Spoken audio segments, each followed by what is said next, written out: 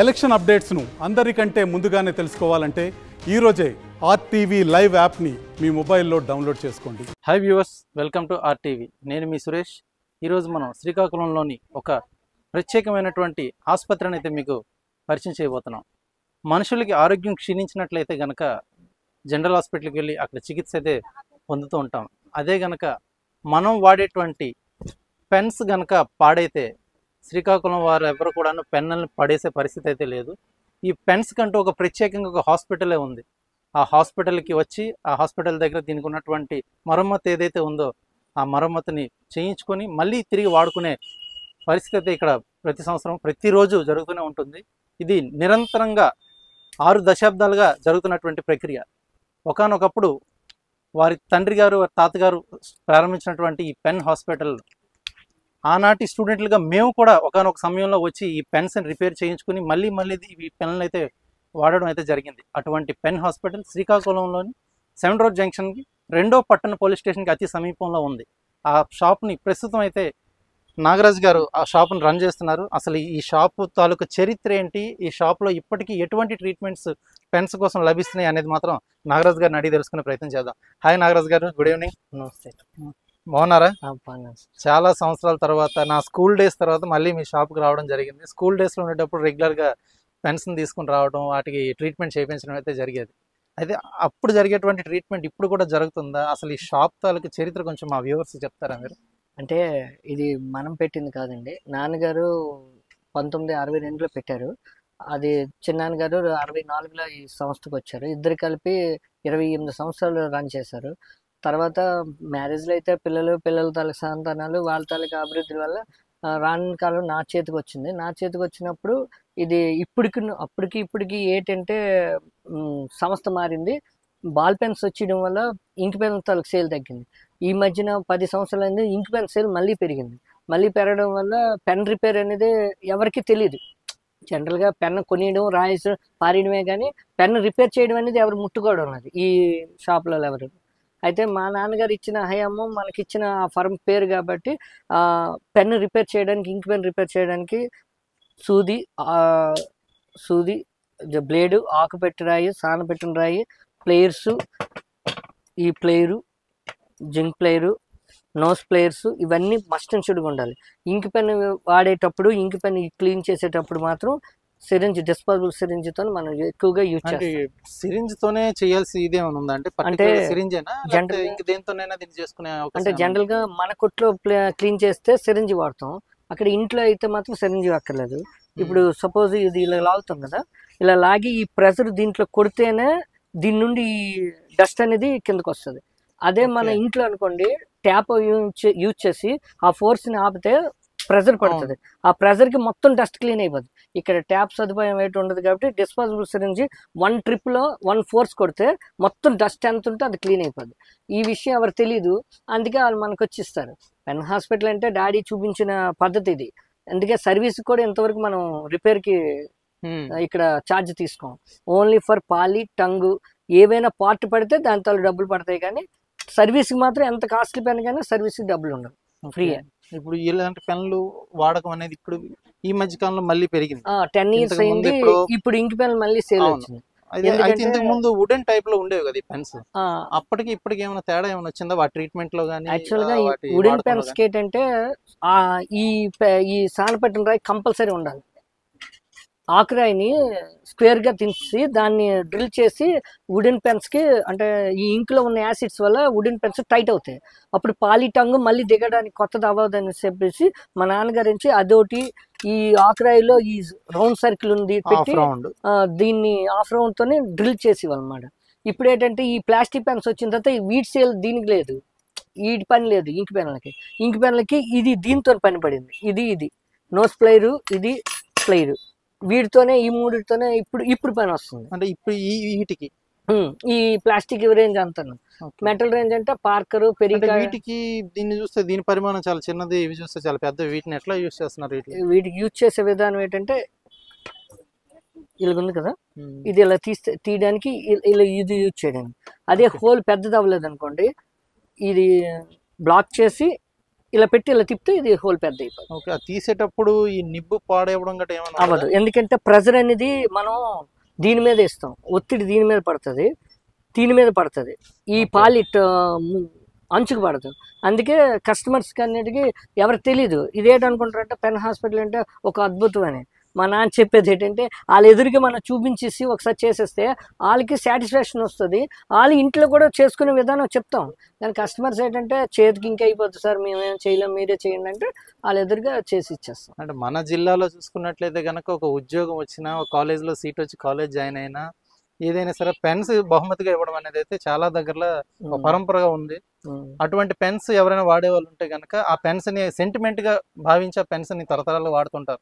అది ఇంకెక్కడో జారి పడిపోతే తప్ప అది ఉన్నంత వరకు కూడా పెన్స్ ని అయితే బాగు చేసుకుని మళ్ళీ వాడటం అయితే తరచుగా మనం చూస్తూ ఉంటాం. దాని మూల కారణం కూడా పెన్ హాస్పిటల్ అని చెప్పుకోవచ్చు. ఎందుకంటే ఇదే కానీ లేకపోతే దానికోసం సమస్యలు ఏమైనా దూరం చేసుకోవడం కదా ఇక్కడ ప్రత్యామ్నాయం మరి ఒకటి లేదు.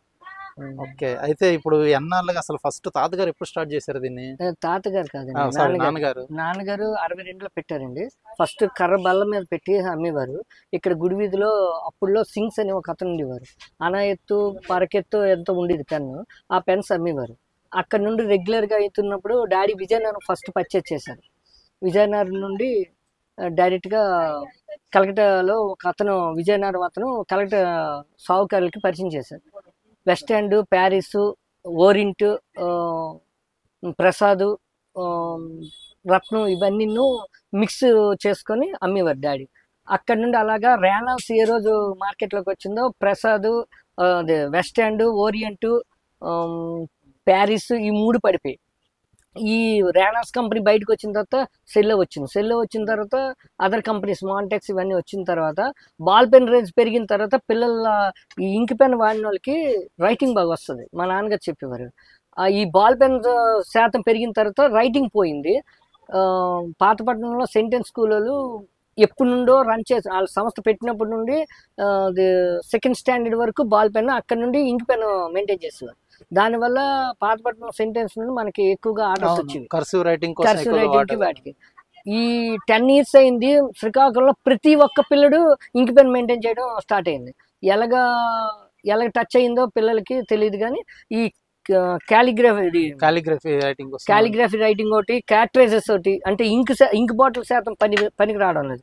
ఇప్పుడు ఈ క్యాటర్ సిస్టమ్ వచ్చిన తర్వాత ఈ పార్కర్ రోడ్ ఈ పెద్ద కంపెనీలన్నీ విధించితే బ్రిల్ ఇవన్నీ మళ్ళీ మొదటికి వచ్చింది. ఇప్పుడు ఓకే, ఈ బ్రిల్ కంపెనీ బయటకు వచ్చిన తర్వాత ఇప్పుడు ఈ బ్రిల్ కంపెనీ తాలూకా సేల్ డబుల్ పెరిగింది. అప్పుడు వెస్ట్ ఎండ్లో ఎంత వచ్చిందో సేల్, ఆ సేల్ ఇప్పుడు బ్రిల్లో వచ్చింది. ఈ బ్రిల్లో దగ్గర ఒక 250 మోడల్స్ ఇంక పిల్లలు దించారు. తర్వాత ప్రసాద్ ఇవన్నీ మీకు తెలిసిందే, ప్రసాద్ ఆపారు. రత్నం రన్నింగ్ లో ఉంది. రత్నం మన ఏపీలోనే తయారయ్యేది. గాంధీ గారు కూడా రత్నం పెన్స్ ని యూజ్ చేసేవారు. రాజమండ్రి వాళ్ళు బయట మార్కెట్ కి ఇవ్వరండి. మీరు ఇప్పుడు నేను 30 పెన్నులు కొన్నా, మీరు 10 పెన్నులు, ఒక పెన్ను కొన్నా ఒకటే రేట్ ఇచ్చేవారు. అందుకే రత్నం మనం ఇచ్చేసి వాళ్ళం కాదు, ఎందుకంటే సర్వీస్ ఒకటి ఉంటుంది. ఏపీలో పెన్ కి అనేటప్పుడు మాత్రం చాలా చరిత్ర ఉంది. అందులో రత్నం పెన్ అనేటప్పటికి మహాత్మా గాంధీ వంటి వారు ఆ రత్నం పెన్ వాడారు. ఆ తర్వాత దస్తావేజు లేఖర్లు అయితేనేమి, జ్యోతిష పండితులు అయితేనేమి, వారంతా కూడా ఇప్పటికీ కూడాను దాని పేరే కలంపాలి అండి. ఆ రత్నం కంటే ఆ పెన్ను నెగిసి అంతాను ఒక అద్భుతం. ఇప్పుడు ఈ కంపెనీస్ వచ్చాయి కదా, పార్కరు, పెరికార్డన్ అని, అలాంటి పెద్ద కంపెనీలు వచ్చిన తర్వాత ఈ రత్నం సేల్ మనకు తగ్గింది. పార్కరు, పెరికార్డన్, షేఫర్స్, మౌంట్ బ్లాక్ ఈ సేల్ పెరిగింది. మన షాప్లో హైయెస్ట్ ఇప్పుడు ప్రస్తుతానికి 77,000 వరకు పెన్ ఉంది. నిన్న ఒక అతను మౌంట్ బ్లాక్ అనేసి వైజాగ్లో మున్సిపల్ కమిషనర్ దగ్గర సిసి ఎవరు అతను వచ్చి మన షాప్ దగ్గరికి వచ్చి పెన్ హాస్పిటల్ నెంబర్ కనుక్కొని వచ్చి ఇక్కడ బాగు చేయించారు. అక్కడ వైజాగ్లో పూర్ణ మార్కెట్లో ఒక షాప్ దగ్గర అడిగితే మన అడ్రస్ ఇచ్చారు. అవును, మీ దగ్గర డిఫరెంట్ పెన్స్ ఉన్నాయి. ఆ పెన్ రిపేర్ గన్ బుల్లెట్స్ లాంటివి, అలాగే కార్బోనేటెడ్ పెన్స్. నాకు ఇంట్రెస్ట్, ఏదైనా పేపర్ వెయిట్ ఉన్న పెన్ కూడా మన దగ్గర ఉంది. అంటే కస్టమర్ కి శ్రీకాకుళం దాటి ఏ షాప్ కి వెళ్ళకూడదు, ఏ ఊరు వెళ్ళకూడదు. శ్రీకాకుళంలో ఒక అద్భుతమైన వ్యాపారం జరుగుతుంది. నాలాంటి వ్యాపారాలు బోల్డ్ ఉన్నాయి, అయితే బయటకు విజువల్స్ లేవు, మంది విజువల్ అయింది అంతే తేడా. ఒకప్పుడు చిన్న పెన్ షాప్ గా మొదలు పెట్టారు, ఇప్పుడు చూస్తే అది గిఫ్ట్ షాప్ కమ్ స్టేషనరీ అంతా దీనికి ఉంది. అయితే ఇప్పుడు ఆ పెన్ కున్న ఆదరణ పెరుగుతుంది అంటున్నారు కదా ఈ మధ్య కాలంలో.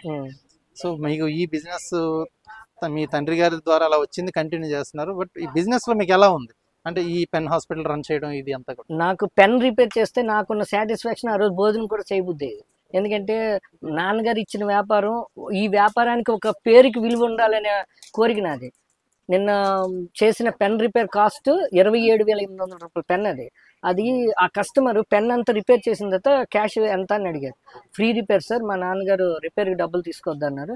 అప్పటి నుండి ఇప్పటికీ అదే మెయింటైన్ చేస్తున్నాం. అంటే దానికి అతను ఒక మాట అన్నారు, హైదరాబాద్ డెక్కన్ పెన్ మార్ట్లో 12,000 వేశారు సార్ బిల్లు, నేను అక్కడ బాగు చేయించుకుంటే ఇక్కడ తెచ్చాను. వైజాగ్లో మా ఫ్రెండ్ ఒక అతను మీ పేరు చెప్పారు, ఇక్కడికి వచ్చాను. ఏమీ లేదు, ప్లాస్టిక్ పెన్ వెనక్కి పెట్టి ఇలా థ్రెడ్ తిప్పితే బేస్ ముందుకు వచ్చింది, దాని లోపల ఎమర్జెన్సీ గమ్మేసి ఇలా పెట్టేసి ఇలా లాక్ తిప్పితే లాక్ అయిపోయింది. ఆ కస్టమర్కి తెలియక ఆ పెన్ వాడకంటే అలా జోబులు పెట్టుకుని వచ్చేసారు. ఆ పెన్ పెట్టుకున్న బాక్స్ కాస్ట్ 2,000 ఉంటుంది. మౌంట్ బ్యాక్లో ఫస్ట్ సీరియస్. మీరు పెన్కి సర్వీస్ చేసేటప్పుడు మీకంటూ కొంత సమయం మీరు వెచ్చించాల్సి వస్తుంది. మీకు ఉన్న ఈ మిగతా బిజినెస్ కూడా పక్కన పెట్టి ఆ పెన్ రిపేర్ చేయాల్సి వస్తుంది. మరి అటువంటి వాటికి మీ తండ్రి గారు చెప్పారని మీరు వదిలేయడం మాత్రం, అంటే సర్వీస్ ఛార్జ్ తీసుకోకుండా వదిలేయడం మాత్రం ఇది ఒక విధంగా చెప్పాలంటే చాలా గర్వించదగ్గ విషయమే. అంటే డాడీ చేయకుండా ఉండలేరు ఎవరైనా సరే. డాడీ ఏంటన్నారంటే, కింద నుండి మీదకి వచ్చిన వ్యక్తికి ఎక్కడి నుండి మనం వచ్చామనేది మనకు తెలియాలి. ఆ తెలియాలంటే ఆ గుర్తింపు ఉండాలి. అంటే పెన్ హాస్పిటల్ నేమ్ పెట్టడం కాదు, సర్వీస్ అనేది ఫ్రీ పెట్టామంటే కస్టమర్కి ఒక శ్రీకాకుళంకి వచ్చాము, మనకొక మీరు ఒక ఇప్పుడు శ్రీకాకుళం వచ్చే వరకు అతిథి దేవో భవ లాగా మీరు పెన్ సర్వీస్ ఫ్రీగా చేసిస్తారు అనమాట. అంటే పెన్ సర్వీస్ అంటే నా ఉద్దేశం, మీరు ఒక మాట అన్నారు, ఏటి మీ కొట్టుకున్న స్పెషల్ అని, అదే స్పెషల్ సార్. నాకున్న యాంబిషన్ ఏంటంటే పెన్ వచ్చారు అంటే సాధ్యమైనంత వరకు పెన్ రిపేర్ చేసే పంపిస్తాను కస్టమర్కి. ఇక్కడ నాకు బయట ఉన్న బిజినెస్ నేను చూడను.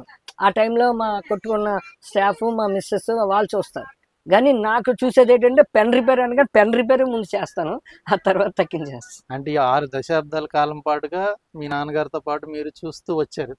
ఎప్పుడైనా మీకు అనిపించిందా, అంటే మీకు ఇప్పుడంటే ఇంట్రెస్ట్ ఉంది ఓకే, అప్పుడు ఎప్పుడైనా అనిపించిందా సర్వీస్ చేసేటప్పుడు మా నాన్నగారు ఎందుకు డబ్బులు వదిలేసుకుంటున్నారు? అంటే వ్యాపారం అనేటప్పుడు కొంచెం ఆర్థికంగా చూసుకుంటారు కదా, రూపాయి రావాలని వ్యాపారం చూస్తారు.